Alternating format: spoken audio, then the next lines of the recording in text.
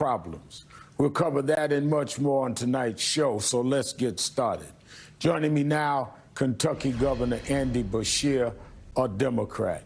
Governor, thanks for joining us. Let's start with the Trump team. We reported on this program yesterday the president-elect has picked an oil fracking executive to preside over the Department of Energy. Matt Gaetz is his choice for Attorney General, although even Senate Republicans doubt he can be confirmed. And RFK Jr., seen here eating McDonald's with Trump last night, has been tapped for Health and Human Services. What's your reaction to the people the president-elect seems intent surrounding himself with? Well, the president has made some picks, like North Dakota's governor or Marco Rubio, that while I disagree with on a lot of issues, seem qualified. And then he's made some choices that are quite frankly bonkers. I mean, these are some folks like Matt Gaetz and RFK Jr. that are wholly unqualified. And in the instance of Matt Gaetz, lacks the character to do that job. These are important areas with significant authority, but also thousands of employees and hundreds of millions of dollars in the budget. I mean, we need to make sure that the Senate steps up and does their job. They are supposed to be a constitutional check that says, yes, Mr. President, you get to pick your cabinet secretaries, but it's our job to determine if they are qualified for these incredibly important jobs. The U.S. senators, they take an oath to this country and not their political party and not this president-elect. So my hope is that while, sure, they're going to give any president some deference, they do their job and not let some of these picks move forward.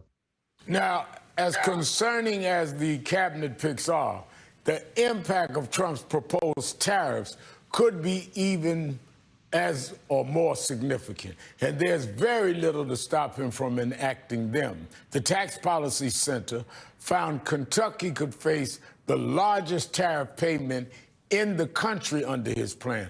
What are your thoughts on that? That's tough. It's tough for my people. I mean, if you think about something costs $10 and a 20% tariff is put on it, people are now going to pay $12. You know, many people voted for Donald Trump, as we can now see from the data, because he said he was going to lower the price of things. Well, tariffs aren't going to do that. And the last time President Trump was in office, his tariffs on the EU led to a retaliatory tariff on Kentucky bourbon, which hurt the industry significantly. Could have cost us a lot of jobs if it wasn't ultimately undone by Gina Raimondo, our Commerce Cabinet Secretary. So I have some real concerns, but I hope that as they sit down and they think through this, that they are at least surgical and targeted and not what we're hearing some of all across the board. Raising prices on America right now after the promises made in this election, that really hurt people, especially with a lot of people out there hurting already. Now, while you and President-elect Trump disagree on trade, you share the goal of building back America's manufacturing base, especially in Kentucky. In the past week, you've announced projects in Shelbyville and West Louisville that will create close to 2,000 total jobs.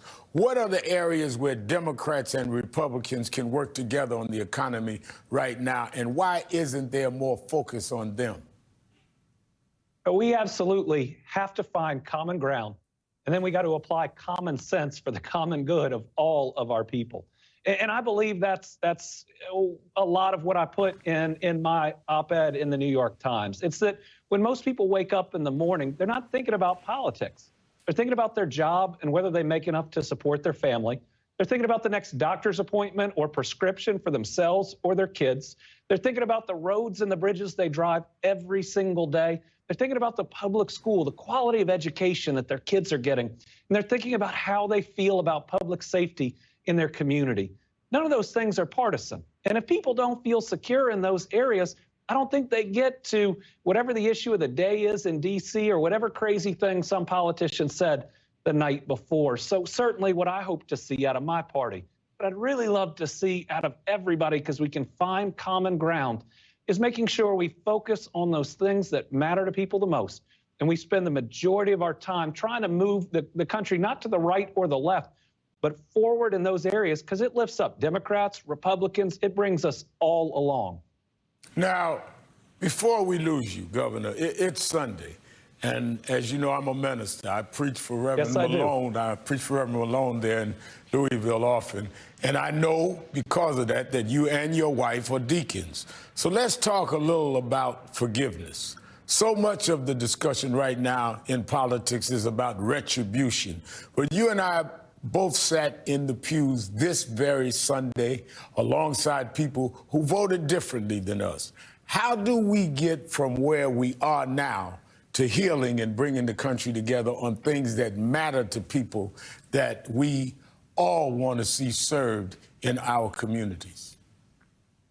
I think first we focus on those areas that aren't political, that lift everyone up. Like I mentioned, jobs, healthcare, infrastructure, public education, and public safety.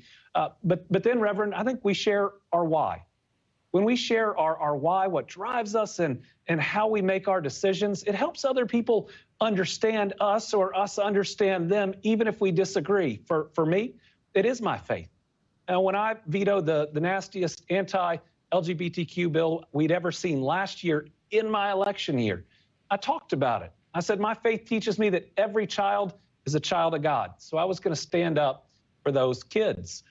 And while some in Kentucky may have disagreed with the veto, they understood why I was doing what I was doing, and they knew that I was going to get back to creating jobs and lessening the cost of health care, capping the price of insulin the next day. So when we talk about our why, I think it gives people the grace and the space to maybe listen differently, hear a little bit differently, and to have a conversation.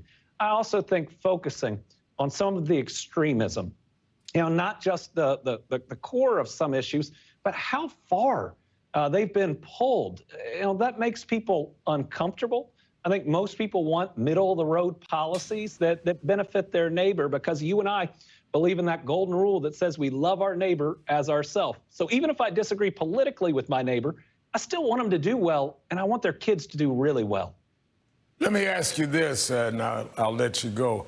Your name has been touted for running in 2028 for president. Are you considering it? What I'm focused on right now are two things. Number one, I love my job. We just announced 1,600 new jobs in Shelbyville, making industrial batteries for utilities. That's going to change people's lives forever. We just cut the ribbon on the largest investment in several decades in West Louisville, our largest African-American community, a set of neighborhoods in Kentucky. That's incredible to be a part of. And I don't want to look forward. I want to live every single day to do the most I can for my people and here in Kentucky. But the other thing that I want to make sure of is that we get this message out. Reasonable voices during this time where a lot of people are hurting, that says, let's focus. Let's focus on these core issues that matter to every single American, because they won't just speak to undecided voters in the future. They'll speak to everyone. And if we can bring Democrats and Republicans together through it, we're even better off. Well, that might be the commercial for Bashir 28 you just saw. Thank you for being with us, Governor of Kentucky, Andy Bashir. From Kentucky to Massachusetts. Joining me now is Attorney General Angela Campbell, a Democrat. Thank you for joining me today, Attorney General. Let's start with the news out of Capitol Hill, where more than half of the Senate Republicans privately say they don't see a path for now resigned Florida Congressman Matt Gaetz to be confirmed as Trump's Attorney General. You've been sounding the alarm about this pick. Can you speak on why you find him so concerning? Absolutely, and it's good news to see that Senate Republicans share the views not only of myself, but so many others. I have the honor and privilege of serving as the Attorney General of Massachusetts, and what I know to be true is that in this job, not only do you have to have incredible character, you have to be someone who is of integrity, who is about the work, who understands and the significance and importance of the rule of law, and most importantly, delivers for people. And here you have a nominee that was nominated when he was actively under investigation for some serious allegations of sexual misconduct, including against minors, who associates himself not only with a Holocaust denier, but also with folks who do not care about the rule of law. And if you are to be the Attorney General of this country, you have to be about service. You have to be about integrity. You most importantly have to understand the rule of law and fight like hell to protect it. And also, of course, to put the people first. And here you have a president-elect who is nominating loyalists who will put the president-elect first versus putting the people first. Now, senior officials in the Justice Department are reportedly lawyering up in anticipation of being criminally investigated by the Trump administration. Trump spoke openly about retribution during the campaign, and his choice of Gates for Attorney General is a good indicator that he intends to make good on that promise. What would be the fallout of that? It's significant. At the end of the day, I serve as Attorney General here in Massachusetts, but those who are in service, using their legal skills to, of course, work on behalf of the people and to protect the not only the rule of law, but the integrity of these democratic institutions, which, of course, is under threat. We need folks who are going to focus on the people. The president-elect promised his constituents that he was going to deliver for them, lower their prices on goods, make sure they're not, of course, susceptible to scams, especially our elders, do everything to protect them, for their public safety, their public health, their well-being. And what we're seeing instead is an agenda to appoint loyalists who will protect him, who will put him first, who will put him before the rule of law, who will put him before the people. And every constituent, regardless of what party you are affiliated with, should be absolutely concerned. This will require him to use, for example, taxpayer dollars if he is indeed going to go after enemies or those he deems to be his political enemies. These are resources that we instead should be using to protect the people, ensure they're safe in their communities, and most importantly, ensure that the economic promises we also made them, that those are implemented in real time and, of course, for them and not for anything else. Now, moving away from personal, the incoming Trump administration is signaling it intends to take action on a variety of policy fronts, including reproductive rights, anti-discrimination law, these things, if we are to believe what President-elect Trump says he was going to do. Attorneys general are going to be on the front lines in this new season, and it's going to require a new season of leadership that is bold and courageous and unapologetic. And I feel really blessed that I get to work with Democratic AGs all across this country on a regular basis.